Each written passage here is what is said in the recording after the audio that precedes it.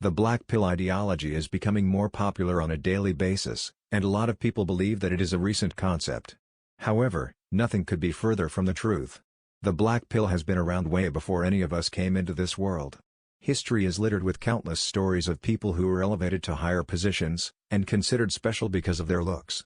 Some religious texts contain stories of men who women found sexually attractive because of their physical appearance. One of those men was Joseph in the Bible.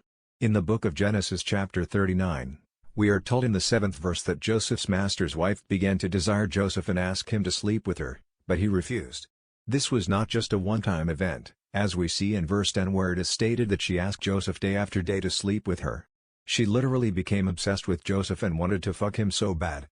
In verse 11 we are told that one day Joseph went into the house to do his work, and none of the house servants were there. However, the wife of Potiphar, Joseph's master, was there, and she grabbed his robe in desperation, and begged Joseph to have sex with her, but Joseph ran outside, leaving his robe in her hand. We can see two manosphere ideologies at play in this situation. The first is the red pill ideology of being a challenge to a woman. Potiphar's wife asked Joseph to sleep with her, but he refused. This was probably one of the factors that led to her being so obsessed and infatuated with Joseph. If he had given in so easily, she probably would have lost interest, and maybe even have accused him of hitting on her.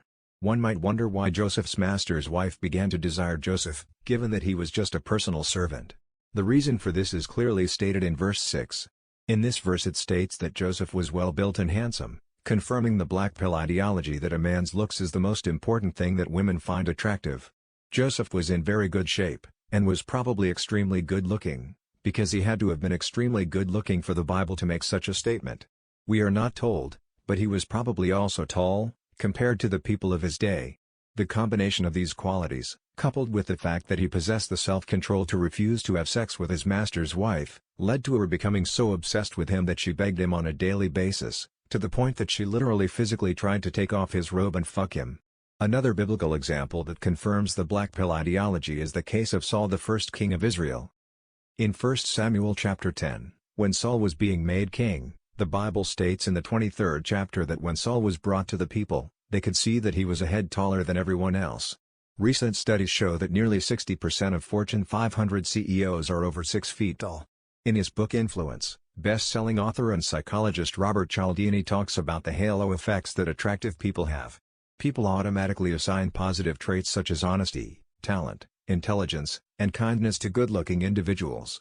A Canadian study even found that attractive political candidates received more than 2.5 times as many votes as unattractive candidates, and this is done unconsciously by voters. Research also shows that good-looking people are more likely to be hired, and more likely to receive highly favorable treatment in the legal system. Records show that handsome men receive significantly lighter sentences when compared to that of not-so-handsome men, for the same crime. Research performed on elementary school children shows that adults view aggressive acts as less naughty when performed by an attractive child, and that teachers consider good-looking children to be more intelligent than their less attractive classmates. Another biblical example we see is the example of David before he became king. The Bible states in 1 Samuel chapter 16 verse 12 that David was a handsome, healthy young man, and his eyes sparkled. This same statement is made in verse 18 of the same chapter, that David was handsome, and a good speaker. These examples prove that the black pill and red pill ideologies always existed even during biblical times, and they are just being rediscovered in this day and age. That's it for this video. Let me know what you thought about the topic, and don't forget to like and subscribe. See you guys in the next video.